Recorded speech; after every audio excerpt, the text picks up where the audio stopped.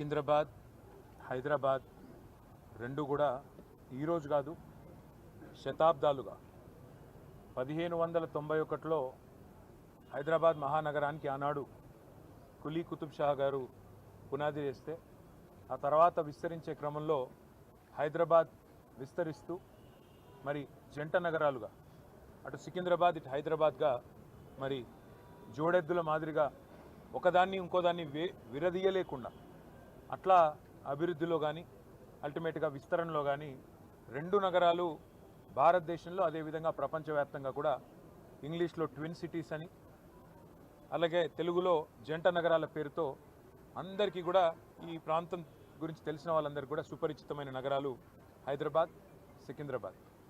ఇవాళ ఈ ప్రభుత్వం కాంగ్రెస్ ప్రభుత్వం మేము గతంలో విన్నాం, చిన్నప్పుడు చదువుకునేటప్పుడు తుగ్లక్ అనేవాడు ఒకడు ఉండేటోడు, కొన్ని పిచ్చి పనులు చేసినాడు, ఢిల్లీ నుంచి రాజధానిని తరలించాలనే ప్రయత్నం చేసినాడు అని చెప్పి మేము ఎప్పుడో పుస్తకాల్లో చదువుకునేదే తప్ప ఇవాళ ప్రత్యక్షంగా తుగ్లక్ అంటే ఎట్లా ఉంటుందో, తుగ్లక్ పరిపాలన ఎట్లుంటుందో ఇవాళ మాకు కనబడతా ఉన్నది. ఒక పిచ్చోడి చేతిలో రాయి మాదిరిగా గెలిచిందేమో ప్రజలకి కేసీఆర్ గారి కంటే ఎక్కువ మేలు చేస్తా అని చెప్పి గెలిచినారు. కళ్యాణ లక్ష్మి అంటే కాదు కాదు తులం బంగారం అన్నారు. 10,000 రైతు బంధు అంటే కాదు కాదు 15,000 ఇస్తామన్నారు. ఒక ముసలమ్మకు మాత్రమే పెన్షన్ ఏంది, ఇద్దరికి ఇవ్వాల పెన్షన్, అది కూడా 2,000 కాదు 4,000 ఇస్తామన్నారు. ఇవన్నీ కూడా 100 రోజుల్లోనే చేస్తాము, 6 గ్యారంటీలు 420 హామీలు అని అడ్డగోలు అబద్ధాలు చెప్పి అధికారంలోకి వచ్చారు. మరి అధికారంలోకి వచ్చిన తర్వాత 6 గ్యారంటీలు అటకెక్కించినారు. 420 హామీలు మరి ఏ మూలకు పోయినాయో తెలియదు. కానీ ఇవాళ చేస్తున్నది ఏంది, మొట్టమొదటి పని టీఎస్ను టీజీ అన్నారు, అది జరిగింది. దానివల్ల ఏ జీవితం మారిందో, ఎవరికి ఆనందం కలిగిందో, ఏ పేదవాడికి లాభం కలిగిందో ఇప్పటివరకు తెలియదు. తెలంగాణ తల్లిని తీసేసి కాంగ్రెస్ తల్లిని తీసుకొచ్చి పెట్టినారు. అట్లాగే ఆ తల్లి చేతుల్లో తెలంగాణకు ప్రతీకగా ఉండే బతుకమ్మను తీసి పక్కన వారేసినారు. అసలు తెలంగాణ అస్తిత్వానికే దెబ్బకొట్టే విధంగా మరి ఆ తల్లి రూపునే మార్చి ఇవాళ ఒక దివాలా తీసిన కళావిహీనంగా ఉన్న కాంగ్రెస్ తల్లిని మన మీద రుద్దే ప్రయత్నం బలవంతంగా ఒకవైపు. ఇంకా విచిత్రం, రాచరిక పోకడలు అంటాడు. ఏమనంటే హైదరాబాద్కి నిషాన్ చార్మినార్, ఆ చార్మినార్ని తీసేస్తా అంటాడు. ఏది, మన తెలంగాణ రాజముద్ర నుండి. కాకతీయ రాజులు, కాకతీయ డైనాసిటీ వారు తెలంగాణకు చేసిన విశేషమైన మేలు మీరు చూడాలి అనుకుంటే మీరు తెలంగాణలోని ఏ జిల్లాకి పోయినా వారు కట్టించిన చెరువులు, వారి ఆధ్వర్యంలో జరిగిన వ్యవసాయ పురోగతి ఇవన్నీ మీకు కనబడతాయి. అట్లాంటి కాకతీయుల కళా ప్రభావానికి, కాకతీయ గొప్పతనానికి వెలుగుగా ఉన్న వరంగల్కు చిహ్నంగా మారుపేరుగా ఉన్న కాకతీయ కళాతోరణాన్ని తీసేస్తారు. ఇట్లా అపసవ్యపు పనులు, దిక్కుమాలిన పనులు, తుగ్లక్ పనులు తప్ప ఈ ముఖ్యమంత్రి గారు చేసిందేమీ లేదు. ఇంకా విచిత్రమైన విషయం ఏమంటే కేసీఆర్ గారి నాయకత్వంలో అధికార వికేంద్రీకరణ జరగాలి అని చెప్పి, ప్రజల దగ్గరికి పాలన పోవాలి. ప్రజాపాలన అంటే నిజమైన నిర్వచనం ప్రజల దగ్గరికి ఎంత సన్నిహితంగా పాలన ఉంటే అంత మంచిదని చెప్పి 10 జిల్లాల తెలంగాణని 33 జిల్లాలు చేసుకున్నాం. కొత్త రెవెన్యూ డివిజన్లు ఏర్పాటు చేసుకున్నాం, కొత్త మున్సిపాలిటీలు, కొత్త మండల కేంద్రాలు, అట్లాగే తాండాలు గ్రామ పంచాయతీలుగా అట్లా కేసీఆర్ గారి నాయకత్వంలో ప్రజల దగ్గరికి పరిపాలన తీసుకొని పోయే ప్రయత్నం చేసినాం. హైదరాబాద్ మహానగరంలో కూడా గతంలో 24 సర్కిళ్ళు ఉంటే గ్రేటర్ హైదరాబాద్ మున్సిపల్ కార్పొరేషన్లో 30 సర్కిళ్లకు పెంచుకున్నాం. గతంలో 4 జోన్లు ఉంటే 6 జోన్లు చేసుకున్నాం. ప్రతి జోనల్ కమిషనర్కి, ప్రతి డిప్యూటీ కమిషనర్కి శాంక్షన్ లిమిట్స్ పెంచుకున్నాం. అంటే ఇవన్నీ చేసుకున్నాం, కానీ హైదరాబాద్ అస్తిత్వాన్ని మాత్రం మేము ముట్టుకోలేదు. హైదరాబాద్ అస్తిత్వాన్ని దెబ్బతీసే ప్రయత్నం చేయలేదు. ఎందుకంటే హైదరాబాద్ అనేది ఒక హైదరాబాద్ ప్రజలకు సంబంధించి కాదు, తెలంగాణ ప్రజలందరికీ గర్వకారణమైన ఒక ఐడెంటిటీ హైదరాబాద్ సికింద్రాబాద్. జంట నగరాలు అంటే మనం చిన్నప్పటి నుంచి వింటున్న మాట. అట్లాంటిది ఇవాళ ఈ తుగ్లక్ ముఖ్యమంత్రి ఆయన తీసుకున్న ఒక నిర్ణయం వల్ల సికింద్రాబాద్కు ఒక ఐడెంటిటీ అనేది లేకుండా, ఒక అస్తిత్వం అనేది లేకుండా సికింద్రాబాద్ని శాశ్వతంగా చరిత్ర పుటలకి మరి పరిమితం చేసే విధంగా ఈ ముఖ్యమంత్రి, ఈ ప్రభుత్వం తీసుకున్న ఒక నిర్ణయాన్ని వ్యతిరేకిస్తూ, ఒక రాజకీయ పార్టీ కాదు, సికింద్రాబాద్లోని అన్ని వర్గాల ప్రజలు ఒకటై, దానిలో అక్కడ ఉన్న ప్రజాప్రతినిధులంతా మా వాళ్ళు. సికింద్రాబాద్ ఎమ్మెల్యేగా పద్మారావు గారు ఉన్నారు, సనత్ నగర్కి శ్రీనివాస్ యాదవ్ గారు ఉన్నారు, అట్లాగే మరి మా నాయకులందరూ ఎమ్మెల్యేలు, ఎమ్మెల్సీలు ఉన్నారు. వారందరినీ కూడా వారు ఆహ్వానించారు. సికింద్రాబాద్కు సంబంధించిన పుర ప్రముఖులు, సికింద్రాబాద్కు సంబంధించిన మరి సికింద్రాబాద్ ప్రేమికులు వారు ఆహ్వానించి సికింద్రాబాద్ అస్తిత్వాన్ని మేము పుట్టిందాడినే మరి ఇక్కడ పుట్టిన బిడ్డలుగా మరి మీరు కదా కాపాడాలి. ఈ ప్రభుత్వం తుగ్లక్ పనులు చేస్తుంటే మీరేం చెయ్యరా అని వారు మీటింగులు పెట్టి పిలిస్తే మేము మా పార్టీగా పోయి చెప్పినాము. ఏం చెప్పాము? ఈ జంట నగరాలు జోడెద్దులు, ఈ జంట నగరాలకు స్పెషల్ ఐడెంటిటీ ఉన్నది. లష్కర్ అంటారు, పట్నం అంటారు. ఇట్లాంటి అస్తిత్వాన్ని దెబ్బతీయకండి, అనవసరంగా తుగ్లక్ పనులు చేయకండి. మీకు అధికారం ఇచ్చింది 6 గ్యారంటీలు అమలు చేయమని, మీకు అధికారం ఇచ్చింది 420 హామీలు ఏవైతే మీరు చెప్పారో అమలు చేయమని, మీకు అధికారం ఇచ్చింది బీసీలకు 1,00,000 కోట్లు పెడతామని మీరు చెప్తే దాన్ని నమ్మించినారు. మీకు అధికారం ఇచ్చింది ఎస్సీలకు ఎస్టీలకు కేసీఆర్ గారు 10 లక్షలు ఇస్తున్నాడు దళిత బంధు, నేను 12 లక్షలు ఇస్తానంటే నమ్మి మీకు ఇచ్చారు. మరి 2 ఏళ్ళు అయింది. హైదరాబాదు సికింద్రాబాదు ఈ జంట నగరాల్లో ఒక ఇల్లు కట్టినావా? కనీసం ఒక ఇటుక పెట్టినావా ఈ 2 ఏళ్లలో? ఒక్క ఇల్లు కనీసం 2 ఏళ్ళు అయిపోయింది, చేయలేదు, మంజూరు చేయలేదు. ఒక్క కొత్త రోడ్ వేసినావా? ఒక్క కొత్త ఫ్లైఓవర్ కట్టినావా? ఏదీ లేదు. ఉన్నవి కూలగొట్టుడు తప్ప కట్టిందైతే ఏం లేదు. ఆ కూలగొట్టే క్రమంలో విధ్వంసం మాత్రమే తెలిసిన ఈ ముఖ్యమంత్రి ఇవాళ సికింద్రాబాద్ అనే పదాన్నే లేకుండా విధ్వంసం చేసే ఆలోచన చేస్తుంటే దాన్ని ప్రతిఘటిస్తూ ఇవాళ సికింద్రాబాద్ పెద్దలందరూ కలిసి ఒక శాంతి ర్యాలీ అని పెట్టుకున్నారు.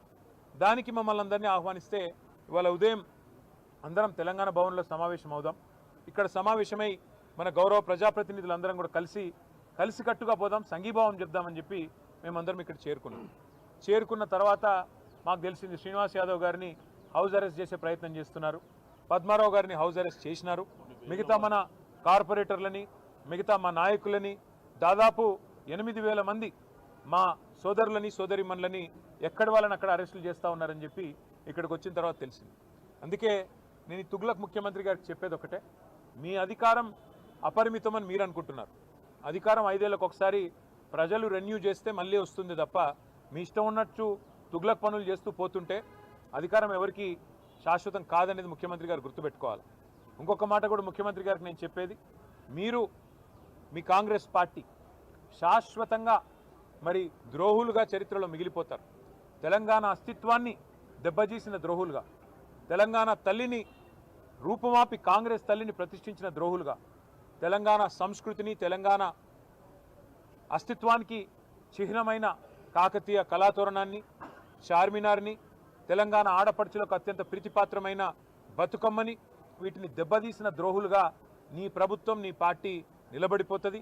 అదే కోవలో అదే వరుసలో సికింద్రాబాద్ అస్తిత్వాన్ని కూడా మీరు ఏదైతే దెబ్బతీసే ప్రయత్నం చేస్తున్నారో ఇది మీకు మంచిది కాదు. ఒకటి మాత్రం పక్కా, ఇవాళ మీరు ఈ ర్యాలీని ఏదో భగ్నం చేసి మా వాళ్ళని కొంతమందిని అరెస్ట్ చేసి మీరేదో సాధించినాము అని చెప్పి మీరు పైశాచికానందం పొందొచ్చు, కానీ ఇది తాత్కాలికం మాత్రమే. తప్పకుండా శ్రీనివాస్ యాదవ్ గారు చెప్పినట్టు కోర్టుకి పోతాం. ప్రజాక్షేత్రంలో ప్రజల తరపున న్యాయబద్ధంగా నిరసన చెప్పే హక్కు మనకు రాజ్యాంగం ప్రసాదించిన హక్కు, డాక్టర్ బాబాసాహెబ్ అంబేద్కర్ మనకిచ్చిన హక్కు. అట్లాంటి హక్కును ఈ జనవరి మాసంలో ఏ జనవరి 26న అయితే మనం రిపబ్లిక్ డేగా జరుపుకుంటామో, మరి రిపబ్లిక్ డేకి 10 రోజుల ముందు మరి రాహుల్ గాంధీ గారు పెద్ద పోజులు కొడతా ఉంటాడు కాన్స్టిట్యూషన్ పట్టుకొని, ఇగో మేము కాన్స్టిట్యూషన్ సంరక్షకులము రాజ్యాంగ రక్షకులం అని చెప్తాడు. ఇదేనా మీరు రక్షించే పద్ధతి? ఒక శాంతి ర్యాలీని భగ్నం చేసి ప్రజలకు నిరసన చెప్పే హక్కు లేకుండా చేసి ఎక్కడి వాళ్ళని అక్కడ అరెస్టు చేసి ఇదా మీరు చేసే రాజ్యాంగ రక్షణ నేను అడుగుతా ఉన్నా.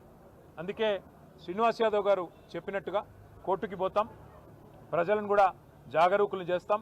జంట నగరాల అస్తిత్వాన్ని దెబ్బతీసే ప్రయత్నం చేస్తున్న ఈ తుగ్లక్ సర్కారుకు తప్పకుండా ప్రజాక్షేత్రంలోనే బుద్ధి చెప్తాము. అట్లాగే నాకైతే సంపూర్ణమైన విశ్వాసం ఉంది, తప్పకుండా మళ్ళీ కేసీఆర్ గారి నాయకత్వంలో మా పార్టీ తిరిగి ప్రజల దీవెనలతో తప్పకుండా ప్రజల ఆశీర్వాదంతో అధికారంలోకి వస్తుంది. గతంలో మేము రాజశేఖర రెడ్డి గారి ప్రభుత్వం ఎంసీహెచ్ను జిహెచ్ఎంసీ చేస్తే మేమేం వ్యతిరేకించలేదు. ఎందుకంటే హైదరాబాద్ అస్తిత్వాన్ని ఆయన ముట్టుకోలేదు. కానీ ఇవాళ ఈ ముఖ్యమంత్రి హైదరాబాద్ అస్తిత్వాన్ని దెబ్బతీసి జంట నగరాలుగా కాకుండా ఏదో 4th సిటీ అంట, ఫ్యూచర్ సిటీ అంట. ఫ్యూచరే లేని ముఖ్యమంత్రి ఫ్యూచర్ సిటీ కడతానంటే ఎవరు నమ్ముతాడు? ఎవరు దాన్ని విశ్వసిస్తారు? అందుకే మేము చెప్పేది ఒకటే, మళ్ళీ మా ప్రభుత్వం అధికారంలో ఖచ్చితంగా వస్తుంది. గతంలో 33 జిల్లాలు ఏర్పాటు చేసింది కేసీఆర్ గారి ప్రభుత్వం. 10 జిల్లాలు ఉన్న తెలంగాణని 33 జిల్లాలు చేసింది కేసీఆర్ ప్రభుత్వం. ఒకవేళ సికింద్రాబాద్ ప్రజల మనోభీష్టమే అయితే, సికింద్రాబాద్ ప్రజల మనోభీష్టం సికింద్రాబాద్ జిల్లా కావాలన్నదే ఉంటే తప్పకుండా మరొక జిల్లాగా సికింద్రాబాద్ని కూడా ఏర్పాటు చేసే దిశగా మా ప్రభుత్వం వచ్చిన తర్వాత ఆలోచన చేస్తాం. ఈ ముఖ్యమంత్రి గారు ఉన్న జిల్లాలు తీసేస్తా అంటున్నాడు. ఆయన కోపం ఏందో ఆయన బాధ ఏందో మాకైతే అర్థం కావట్లేదు. ఎవడైనా తెలివైన ముఖ్యమంత్రి 2016లో జిల్లాలు ఏర్పడితే 10 ఏళ్ల తర్వాత జిల్లాలు సెటిల్ అయ్యి కలెక్టర్లు కూర్చొని ప్రజలు అలవాటు పడి ప్రజలు కరీంనగర్ పోయే వాళ్ళు సిరిసిల్లలోనే పని చేసుకుంటుంటే మహబూబ్ నగర్ పోయే వాళ్ళు గద్వాలలోనే కలెక్టర్ గారిని కలుస్తుంటే నీకొచ్చిన నొప్పి ఏంది నేను అడుగుతా ఉన్నా. 33 జిల్లాల్లో 33 కలెక్టరేట్లు కట్టుకున్నాం. ఒక్కో కలెక్టరేట్ మీ మంత్రి కోమటిరెడ్డి వెంకటరెడ్డి చెప్పిండు, మేము చెప్పడం కాదు. ఇలాంటి కలెక్టరేటు ఏదైతే ఇక్కడ ఉన్నదో భువనగిరి కలెక్టరేట్ చూసినాక కోమటిరెడ్డి వెంకటరెడ్డి ఆనాడు ఎంపీగా చెప్పినాడు కొన్ని రాష్ట్రాల్లో సెక్రటేరియట్లు కూడా ఉండే ఇట్లా అని చెప్పినాడు. గంత అద్భుతంగా సెక్రటేరియట్ కంటే కూడా తలదన్నే విధంగా కలెక్టరేట్లు కట్టి ప్రజల దగ్గరికి పాలన తెచ్చి ప్రజల మనోభావాలను గౌరవిస్తే ఈ ముఖ్యమంత్రికి వచ్చిన ఇబ్బంది ఏంది, ఈ ప్రభుత్వానికి వచ్చిన ఇబ్బంది ఏందని మేము అడుగుతా ఉన్నాం.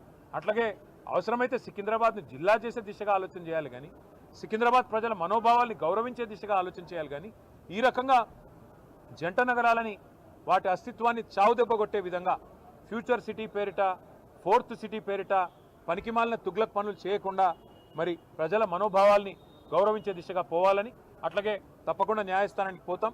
శాంతి ర్యాలీ ఇవాళ నిజానికి కొన్ని వేల మంది అనుకున్నాం కానీ కోర్టు పర్మిషన్ ఇస్తే ఎంత బ్రహ్మాండంగా చేయాలో అంతకంటే గొప్పగా చేసి చూపెడతామని చెప్పి కూడా తెలియజేస్తూ సికింద్రాబాద్ ప్రజలకి మేము చెప్తా ఉన్నాం, ఈ తుగ్లక్ ముఖ్యమంత్రి ఒకవేళ తుగ్లక్ పనులు చేసినా దాన్ని తిరిగి మార్చి మీ మనోభావాల్ని గౌరవించే బాధ్యత బీఆర్ఎస్ తీసుకుంటుంది. మీరు తప్పకుండా కేసీఆర్ గారి నాయకత్వంలో మీ మనోభావాల్ని వారికి కూడా నివేదించి తప్పకుండా మీ ఆలోచనని గౌరవించే విధంగా ముందుకు పోతామని చెప్పి తెలియజేస్తూ ఈరోజు మరి అరెస్ట్ అయిన వారందరినీ కూడా బేషరతుగా, ఎందుకంటే మేము మరి వారికి అనవసరంగా ఇన్కన్వీనియన్స్ కాజ్ చేయాలని మేము కూడా అనుకోవట్లేదు, అరెస్ట్ అయిన వారిని బేషరతుగా విడుదల చేయాలని చెప్పి కూడా మేము పోలీసు వారికి కూడా డిమాండ్ చేస్తూ మరి ఇట్లాంటి తుగ్లక్ పనులు మానుకోవాలని ముఖ్యమంత్రి రేవంత్ రెడ్డి గారిని కూడా మరొకసారి హెచ్చరిస్తూ మీ అందరు కూడా మీడియాకు కూడా థ్యాంక్ యూ. పోరాడుదాం సికింద్రాబాద్ అస్తిత్వ పరిరక్షణ కోసం, పోరాడుదాం సికింద్రాబాద్